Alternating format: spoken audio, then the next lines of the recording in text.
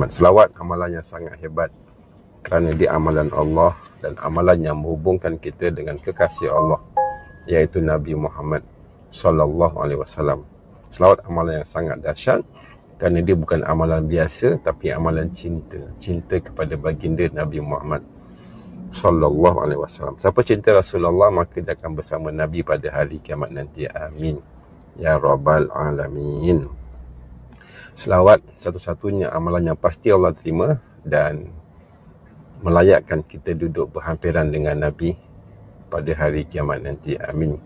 Selain daripada itu, selawat menyebabkan Allah hilangkan segala kesulitan dunia akhirat, Allah melancarkan segala urusan dan Allah kabulkan segala hajat.